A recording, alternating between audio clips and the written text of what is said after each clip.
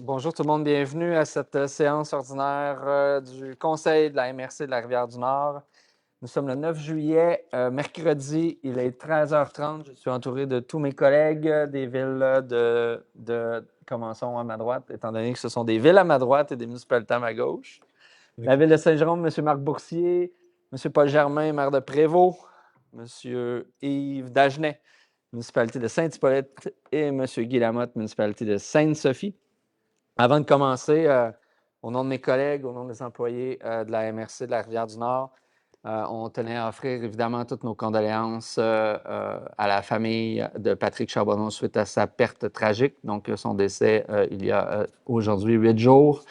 Donc, nos sympathies, nos condoléances à la population de Mirabel, aux employés de la ville de Mirabel, à la famille proche et amie de notre ami à tous, Patrick Charbonneau.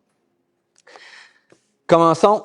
Période d'intervention sur les sujets à l'ordre du jour du public. Donc, aujourd'hui, nous ne sommes qu'entre nous. Pas de questions. Ça prend quelqu'un qui propose l'ordre du jour. Il n'y a pas de retrait ni d'ajout séance tenante. Je le propose, M. le Préfet. Merci, M. Lamotte. 4.1, adoption du procès-verbal de la séance ordinaire tenue le 25 juin 2025. Est-ce que quelqu'un propose? J'en fais la proposition, M. le Préfet. Merci, M. Dagenet. 5.1, dépôt du rapport des ressources humaines pour la période du 26 juin au 9 juillet. C'est un dépôt. 5.2, fin de la période de probation du directeur du service de l'aménagement du territoire et de l'environnement au nom de Patrick Gauthier. Donc, les maires ont eu accès au rapport d'évaluation.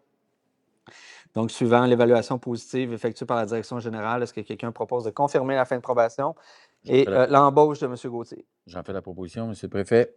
Merci. J'avais envie de dire l'embauche définitive, mais ce n'est pas quelque chose qui se dit. Il est déjà à l'embauche. Merci, M. Boursier. 5.3, dépôt du rapport trimestriel d'activité du service d'évaluation foncière, 1er avril au 30 juin. Donc, les maires ont accès à toute l'activité qui est effectuée par les employés de la direction de l'évaluation foncière, donc inspection, validité de permis, tout ça. Donc, ce sont quand même des informations qui nous permettent d'évaluer la vitalité de nos territoires et ce qui se passe selon le regard de la MRC à l'intérieur de nos villes. 5.4, nomination d'une représentante de la MRC au comité local pour le Fonds québécois d'initiative sociale 2024-2029, considérant la convention d'aide 2024-2029 dans le cadre du Fonds québécois d'initiative sociale signé le 17 mars 2025. Il est proposé de nommer Mme Geneviève Bélanger, directrice générale adjointe à titre de représentante de la MRC afin de siéger sur le comité d'attribution locale et régionale du FKIS 2024-2029. Est-ce que quelqu'un propose? Je vais en faire la proposition et féliciter Mme Bélanger par la même occasion. Merci, M. Germain. 5.5, autorisation de signature de l'addenda 1 à l'entente relative au parc linéaire Le Petit Train du Nord. Donc, il s'agit de réintégrer la ville de Sainte-Anne-des-Plaines comme signataire pleine et entière, modifier certains articles du mandat de gestion et actualiser le programme d'entretien planifié et préventif qui nous a été présenté à l'intérieur de l'annexe B. Donc, il est proposé d'approuver l'addenda 1 à l'entente relative au parc, d'autoriser le préfet ou en son absence le préfet suppléant et le directeur général ou la directrice générale adjointe à signer pour et au nom de la MRC le dit addenda avec les autres parties contractantes et de transmettre la résolution à la corporation. Est-ce que quelqu'un propose? Je le propose, M. le Préfet. Merci, M. Lamotte. 5.6. Octroi de contrat service professionnel d'accompagnement dans le cadre de la stratégie collective de développement industriel et de transport innovant des Laurentides, de la coordination du réseau scientifique innovant de la MRC. Donc, il est proposé d'octroyer le contrat pour des services professionnels d'accompagnement dans le cadre de la stratégie à groupe F-Trans pour un montant maximum de 48 750 $ avant taxe, sous forme d'une banque de 375 heures à raison d'environ 10-12 heures semaine en moyenne, échelonnée sur la période entre le 1er juin 2025 et le 31 mai 2026. Les honoraires professionnels pour ces services sont de 130 $ de l'heure, excluant les taxes applicables, moins une réduction de 13,5 %, des frais de séjour et de déplacement de 52 sous par kilomètre, excluant les taxes applicables, sont facturés ainsi que des frais de stationnement s'il y a lieu, conformément à leur offre de service datée du 23 juin 2025. Est-ce que quelqu'un propose? J'en fais la proposition, M. le Préfet. Merci, M. Dagenet. 5.7, octroi d'un mandat à une firme d'avocat dans le cadre du dossier de cours 700-17-02-1599-252. Donc, on a reçu une requête, une demande d'introductive d'instance le 12 juin dernier dans le cadre d'un dossier de cours qui concerne aussi la ville de Saint-Jérôme. Considérant que la MRC doit mandater une firme d'avocats afin d'être représentée, il est proposé de mandater la firme d'avocats Dunton Rainville, avocat et notaire, afin de représenter la MRC dans le cadre du dossier de cours précédemment nommé. Est-ce que quelqu'un propose? J'en fais la proposition, M. le Préfet. Merci, M. Boursier. 5.8. Octroi d'une aide financière au Conseil des préfets et des élus de la région des Laurentides concernant le dossier de la révision de la carte électorale. Considérant que le Conseil des préfets et des élus de la région des Laurentides a présenté une demande au tribunal afin que ce dernier oblige le gouvernement du Québec à reprendre le processus de révision de la carte électorale pour l'élection provinciale de 2026. Considérant que l'intérêt des Laurentides dans cette cause est d'assurer le respect des droits démocratiques des Laurentiens, considérant le jugement rendu le 29 mai dernier par la Cour supérieure, considérant la volonté des parties impliquées dans cette cause de porter le jugement en appel, considérant que le Conseil de la MRC juge opportun d'octroyer une aide financière au CPL afin que ce dernier puisse entamer des démarches d'appel, considérant que la greffière trésorière adjointe certifie disposer des fonds nécessaires à même le poste budgétaire 55 991 00 surplus accumulé non affecté, il est proposé d'octroyer une aide financière au CPL d'un maximum de 15 000 afin de porter le jugement rendu le 29 mai dernier par la Cour supérieure en appel et d'autoriser la greffière trésorière adjointe à effectuer les dépenses à même le surplus accumulé non affecté. Est-ce que quelqu'un propose? Ben, j'en fais la proposition, Monsieur le Préfet. Merci, M. Boursier. 5.9, adhésion au projet politique national de l'architecture et de l'aménagement du territoire et projet FRR1, table de mobilité durable. Donc, il est proposé d'adhérer au projet de table en mobilité durable financé en partie par le FRR, ainsi que la PNAT, ce que j'ai nommé un petit peu plus tôt, de confirmer l'engagement financier de la MRC selon les versements suivants. 2024-2025, 515 2025-2026, 1497 même chose pour 2026-2027 et pour 2027-2028, un montant de 1170 pour un total de 4679 et de nommer le directeur général ou en son absence la directrice générale adjointe à siéger au comité directeur de la table en mobilité durable. Le montage financier s'explique de la façon suivante. Le ministère des Affaires municipales et de l'Habitation allonge 124 590 Les 8 territoires, donc les 7 MRC et la ville de Mirabel, 4 679 chacun. Le Conseil régional de l'environnement, 4 679 et les fonds réservés à la politique nationale de l'architecture et de l'aménagement du territoire, 570 000 pour un total de 736 701 Est-ce que, oui, il est aussi proposé de nommer le directeur du service d'aménagement du territoire et de l'environnement ou en son absence le coordonnateur à la révision du schéma d'aménagement à siéger au comité d'experts et de nommer le cas échéant la directrice générale adjointe ou en son absence la coordonnatrice à la direction générale et aux finances au comité de pilotage de la table de mobilité durable. Est-ce que quelqu'un propose? Je vais en faire la proposition. Merci, M. Germain. 5.10, autorisation d'un budget pour la réalisation d'un cadre d'intervention dans le cadre du Fonds Région Ruralité volet 2. Donc, il est proposé d'autoriser un budget maximal de 25 000 à titre à même le FR. Il y a une petite coquille ici, c'est écrit FFR. Volet 2 pour la réalisation d'un cadre d'intervention pour la vitalité du territoire conformément au guide Fonds Région Ruralité pour la réalisation d'un cadre d'intervention pour la vitalité du territoire et d'autoriser la direction générale à signer tout document et à faire tous les suivis nécessaires afin de donner effet à la présente résolution.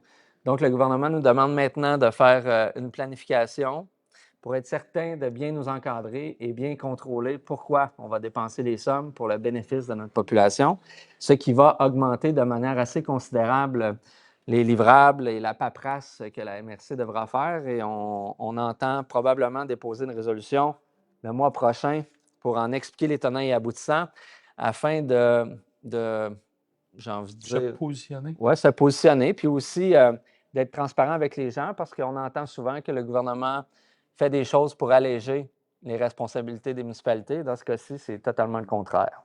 Donc, est-ce que quelqu'un le propose? J'en fais la proposition et je vous appuie fortement. Et je vais prendre part activement à cette résolution le mois prochain. Merci, M. Dagenet. 5.11, autorisation de signature d'une transaction équitance entre la MRC, les municipalités de la MRC et DDRDN, Développement durable, Rivière-du-Nord. Donc, il est proposé d'autoriser le préfet ou en son absence le préfet suppléant, le directeur général, les greffiers trésoriers ou la directrice générale adjointe à signer la transaction de quittance jointe en annexe de la présente résolution, ainsi que tout document, le cas échéant, donnant effet à la présente résolution. Donc, il faut dire que, DDRDN, c'est un organisme sans but lucratif qui s'occupait de la gestion des différents écocentres sur le territoire, à l'exception de la ville de Saint-Colomban. Donc, la MRC a rapatrié la compétence. Et là, il y a eu des échanges finalement là, pour s'assurer que tout se fasse en bonne et due forme. Donc, cette quittance-là vient confirmer tout ce travail. Est-ce que quelqu'un le propose? Je le propose, M. le Préfet. Merci beaucoup. Donc, le grand élément, là, c'est à tenir indemne de toute réclamation future de tiers, y compris tricentristes, relativement à la période où DDRDN exploitait les écocentres. Merci, M. Lamotte. 6.1, approbation des comptes payés et dépôt du rapport des dépenses autorisant en vertu du règlement numéro 368-23, délégation de pouvoir. Ça représente un montant de 650 093,15 $ préparé le 30 juin dernier. Est-ce que quelqu'un propose? J'en ferai la proposition, Monsieur le Préfet. Merci, M. Boursier. 6.2, dépôt de l'état de la situation financière du deuxième trimestre. Donc, c'est un dépôt et ça fait état de tous les codes budgétaires, tous les dépenses et les revenus qui ont été collectés en date du 30 juin. 30 juin. 7.1, certificat de conformité, Ville de Saint-Colomban, règlement numéro 602-2025-07. Considérant que la Ville de Saint-Colomban a adopté le règlement numéro 602-2025-07 et ce règlement faisait état de dispositions relatives au Code national du bâtiment du Canada 2020, ainsi que d'autres dispositions relatives aux pieux et piliers comme fondation pour certains bâtiments et constructions accessoires. Donc, est-ce que quelqu'un autorise par la présente résolution le directeur général à émettre un certificat de conformité et d'approuver le règlement? On va l'autoriser, Monsieur le Préfet. Merci pour votre grande gentillesse, M. Dagenet. 7.2. Certificat de conformité, municipalité de Sainte-Sophie, règlement numéro 1450-2025. M. Lamotte. C'est un règlement concernant les précisions sur les projets intégrés. Donc, il y a plusieurs paragraphes dans cette réglementation-là. Donc, pour les personnes qui sont intéressées, je les invite à communiquer avec le service d'urbanisme pour avoir plus de précisions sur ces projets intégrés. Excellent. Est-ce que quelqu'un approuve et autorise? Je propose. Merci beaucoup. M. Germain, 7.3, dérogation mineure dans un lieu de contrainte particulière. Municipalité de Sainte-Sophie, 1098, Montée-Morel. Et j'ai une nouvelle pour vous, M. Lamotte. Hier, à l'intérieur de mon assemblée de ville, nous avons mis à jour notre règlement de dérogation mineure et je pense que nous vous rejoindrons bientôt dans tout ce processus de dérogation mineure dans un lieu de contrainte. Vous ne serez plus seul à la MRC. Donc, de toute façon, M. le Préfet, vous savez que je suis dans des accords pour ces Oui. réglementations-là. Oui, Ici, à la MRC, étant donné que nos villes, on les approuve. Et c'est puis, encore une obligation encore qu'on une reçoit du obligation. gouvernement. La lourdeur administrative. C'est concernant une clôture implantée dans la cour avant de 1,9 m au lieu que la réglementation demande 1,2 m.